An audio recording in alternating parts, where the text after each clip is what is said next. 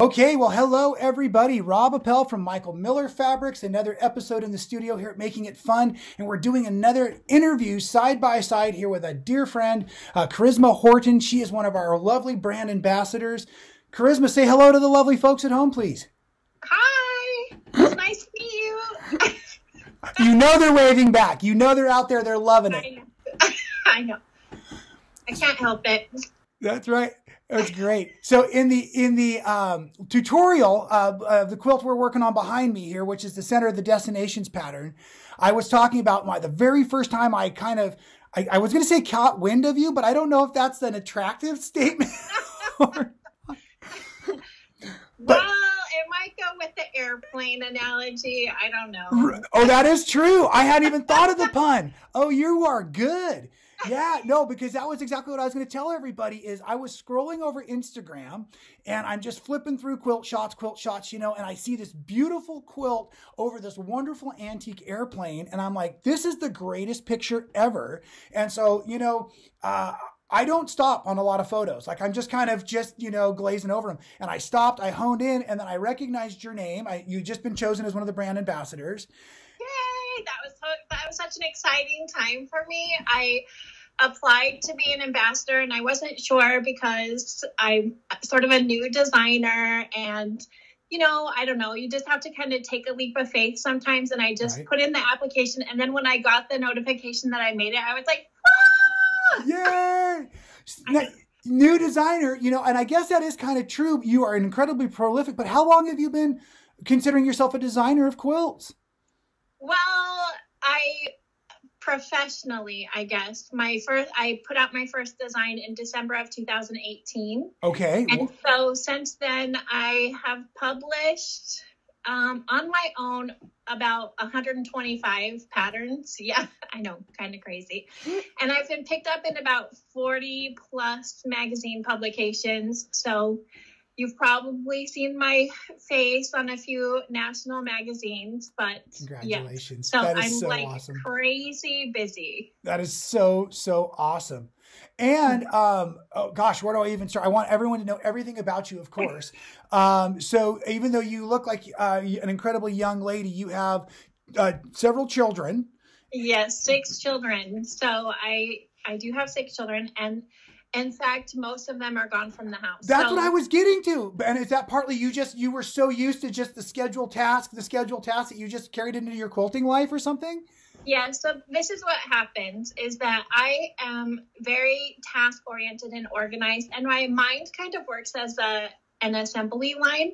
And so I've been a long arm quilter for 10 years, and people always say, how many quilts do you get done a month? Because I am pretty prolific, but I treat everything like, quilting is my full-time job, but also just an assembly line. That's how I had to get 6 kids bathed. That's how I had to serve them dinner. So now I only have 1 child at home, right? But quilting is, my full-time job. And I just I'm very prolific because of that, but also because, anytime you launch something new, you kind of have to put in your time and put in your hours and, all of that. But on top of that too, is that, we're pretty lonely when you go from 6 kids to 1, right? I had to fill my time with something because my older kids called me, this mother. And so like a hovercraft, like you're kind of the mothercraft, hovercraft kind of thing. Yes. So when I had to let them fly, I had to find something else to fill my time. So we did get a few extra dogs, and I took up more quilting. So do you have 6 sewing rooms? I have, I have my main studio that has my 2 long arms, but then I got a 3rd long arm when somebody left, one of my kids left. And so, then, when another kid left, I took over the room with some pretty stash. You're building to a yes. I know. I keep telling my kids, once you leave, you can't ever come back because quilting will take over. Because everybody keeps telling me, oh, the kids always come back. I'm like, I don't have any room. Right. When they leave, there's no room for them. Right. Oh Yeah. my goodness, that is Yeah. hilarious. That is great. So they got you trained in being very prolific and getting lots done, and then now Yes. you have a little extra space to also carry the dream forward. But that's Yes. incredible. I know people that have designed their whole lives as professionals, and I don't think they've put out 100 patterns yet. And to have 100 in basically just a little over a year, and it wasn't just 100. That's incredible. That's incredible. Yeah. Thanks. Is it? I haven't seen them all. Is it all patchwork? Do you do any applique? Tell me a little bit about your design style. Well, I sort of, because I am a long arm quilter, and I would say that I am sort of a jack of all trades, I guess, because Right. I have some really folksy hand embroidery patterns that I do, wool applique, that sort of thing. Okay. And then I really love modern quilts with a lot of solid colors, bright colors, all of that. But then I do dabble in a lot of traditional stuff for the magazine work and different things. So I get into trouble because I like everything. Right. So there's not a quilt that I've seen that I don't like. And Right. that's a really big problem for someone like me, because then I can't just hone into one style. Right, right. Yeah, for me, people say I've started backwards. I learned applique originally, all my raw edge stuff. And then I've moved forward into patchwork now, which everyone's like, most people start with patchwork and then they do the raw edge and then they get into the artsy stuff. But for me, it's just what I was interested in. That's just what I was pursuing. Yeah. So a lot of my designs, you'll see a lot of different color. You'll see, I like to play with a lot of shades of color. I think a lot of people kind of look at it and think, oh, that's too difficult. But once you break it down, typically I use a lot of easy blocks. You'll find out in Destination, as you've been going through, they're easy blocks. And once you put them together, they just look more complicated. Right. Well, I was really impressed. Now, I had to tell everybody in the video tutorial that your instructions are perfect. I jumped into the middle because of what I wanted to do for the tutorial. So I don't know if you've already noticed, but I got one of my colors wrong. Did you already pick up that I used my base color instead of the dark color in my triangles. Right. So because it's still fortunately checkerboards. So the first thing I want to really compliment you on is the blocks were universal. And so you could spin them, you could rotate them to make your seams come together nicely and to make just construction, because I was concerned, was this block going to have to be more universal, more directional? Was I going to have to lay out 4 different ones to make sure all the points? Perfect. I loved all of that. And then I realized after I had built everything that I had gotten one of the colors wrong. And I went back, I was going to be like, oh, well, she had the word dark on another. Nope. I completely misread it. There was nothing I could point a finger out there. And sure enough, I would literally, what I can blame, which is what Rob Appell always does, is I jumped at the pretty picture. I jumped into the middle of the pattern, didn't read anything before, didn't read anything afterwards. And it was about 11 o'clock p.m. when I was prepping. So all of those things are not good quilting 101 lessons. Start fresh, read all of your instructions, So that was really great. So I love it. Now, I also said in the video, I was promoting a bunch of the block of the month. So I want to make sure we save time to talk about, block of the month, but I want to hear a little bit more about long arming because I'm just getting into long arming, and a lot of the folks that follow Making It Fun seem to like or ask a lot of long arming questions. You said you have 3 long arms in your home. Yes. Are they different models? Are they different brands? Are you a brand ambassador for a company? Anything like that? No, I'm not a brand ambassador for a company. And I have 2 Anovas. Right.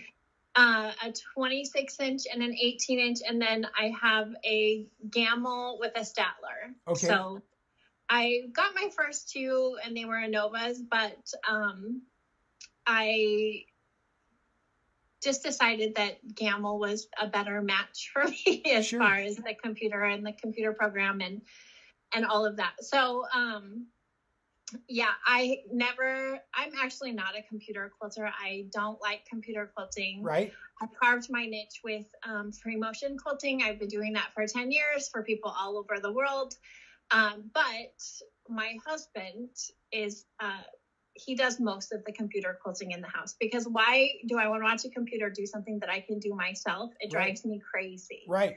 So I leave most of that to him, unless there's a design that it will take me too long to do on my own and I can get the computer to do it and do it quickly, then that's pretty much the only time I turn over one of my things to the computer. But oh, I can see all the stitching in the background, which is amazing, of course. Are you doing both kind of the diamond work and the free motion swirls on the same repeat, or are you going through one time doing all the diamond work and then coming back in? No, I do not like to roll a quilt back and forth. I just do it as I go. And I know there are some quilters that will do like the top and the bottom border, and then they take the quilt off. And I don't. That scares me.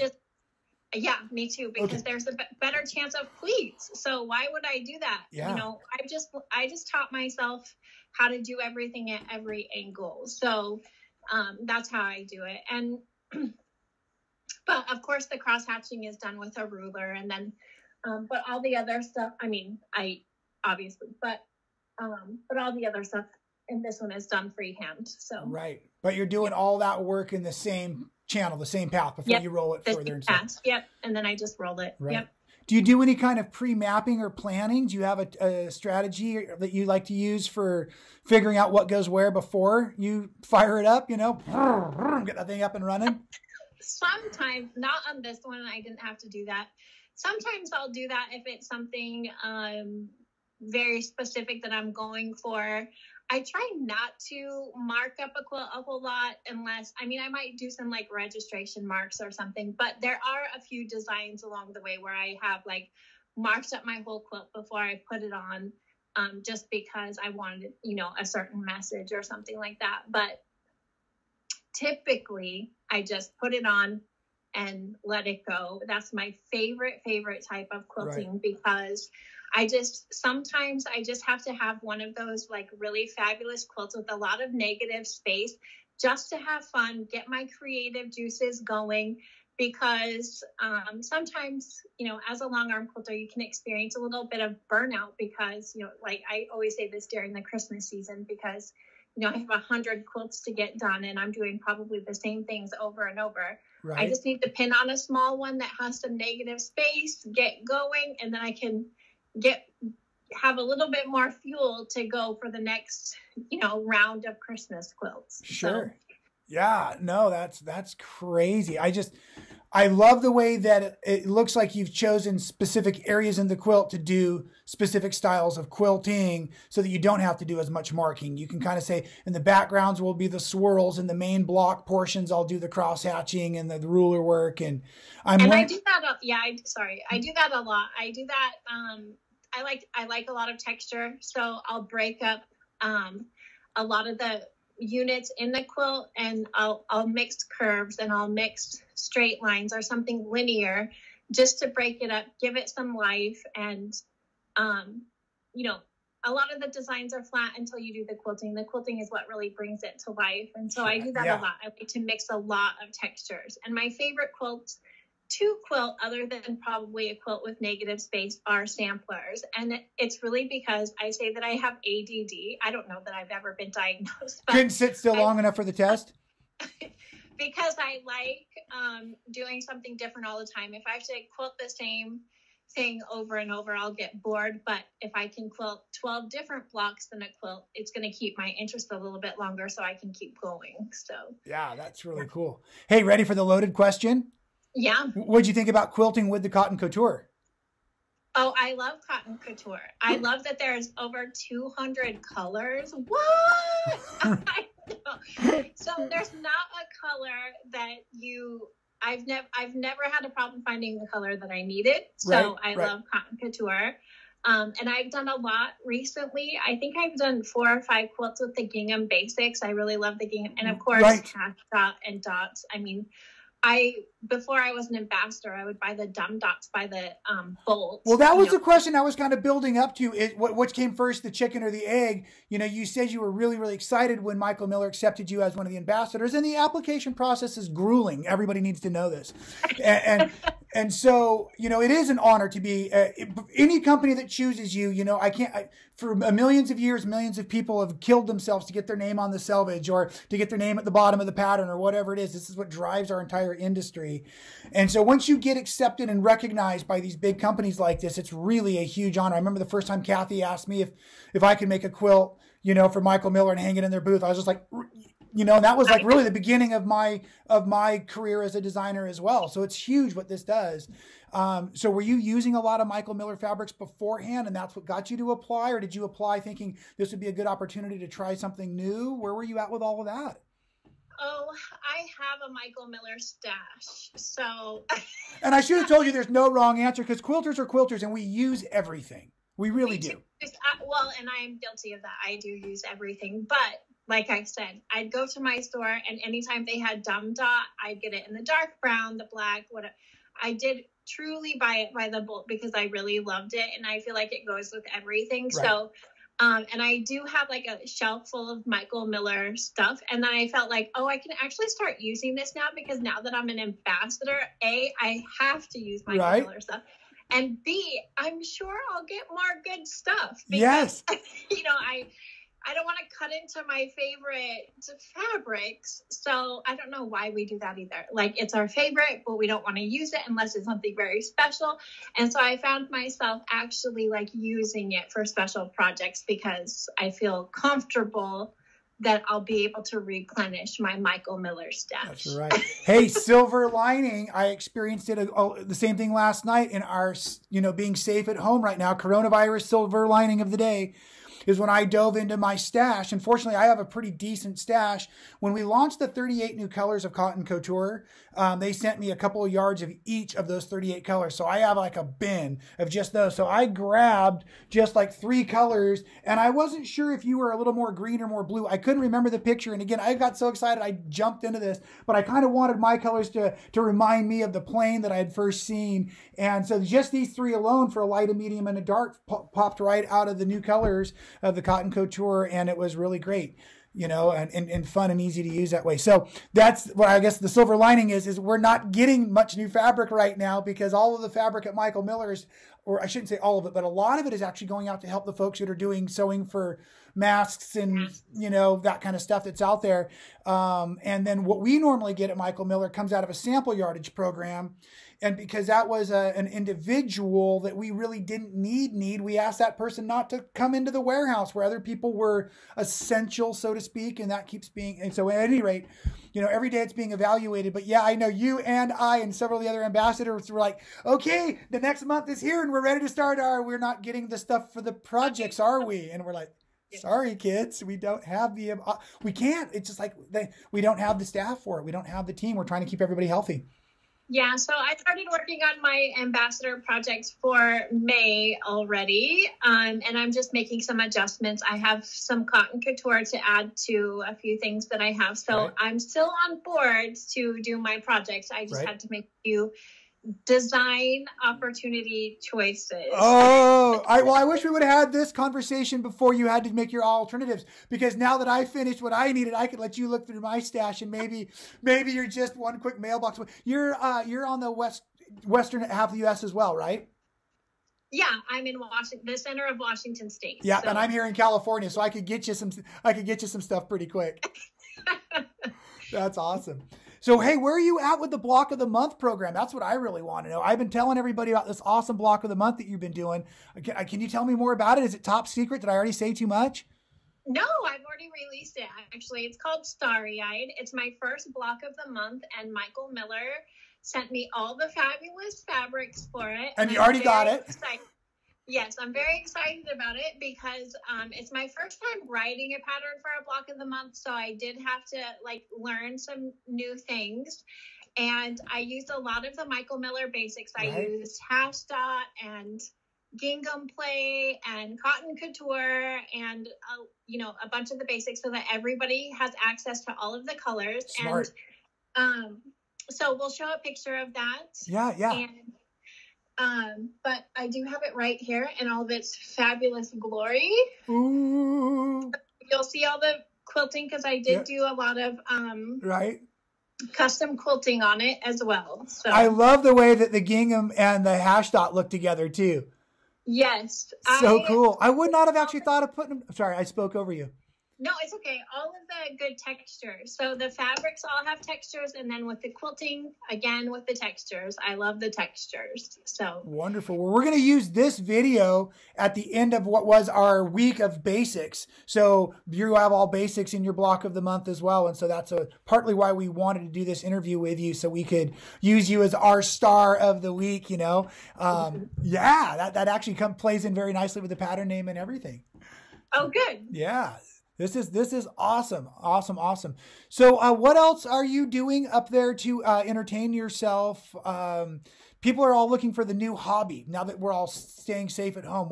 What other outside of sewing tip? I'm going to really put you on the spot because we always think sewing when we're asked these questions. What outside of your sewing room kind of thing are you doing when you're not outside of your house? Well, I love kayaking.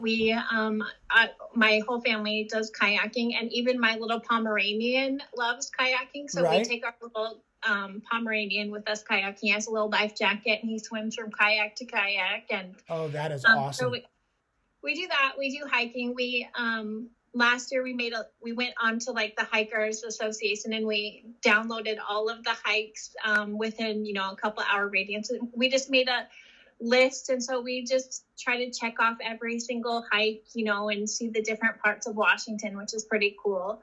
And I'd really, really love to say that I like gardening, but I don't. I hate it. I hate weeding, and so I really need to hire someone to do that for me, because I'd rather go take a hike than weed my flower beds. But yes.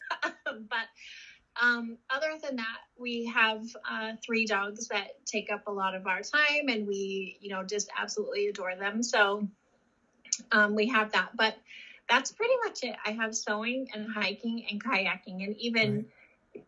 Awesome. Okay, well, Charisma and I are laughing as we're coming back in from our short commercial break or whatever just happened. We think the internet audio and everything just completely short-circuited on all of us. We do apologize. And I guess I probably should wrap it up. Charisma, you've given me so much of your time and energy today. I just really want to tell you what a blessing it is to get to work with you, and how much I just really appreciate what you're doing for the quilt industry. Can you tell everybody a little bit more? Can you plug yourself, tell everybody how to follow you better and where to get your stuff? Absolutely. So on Instagram, I'm just Charisma Horton and I have a website, charismascorner.com. And also my Etsy shop is charismascorner.com. And you can find most of my patterns at your local quilt shop. Fantastic. Or visit my Etsy shop. So wonderful. Well, you are just a treat, and it's so great to have you on the Michael Miller team.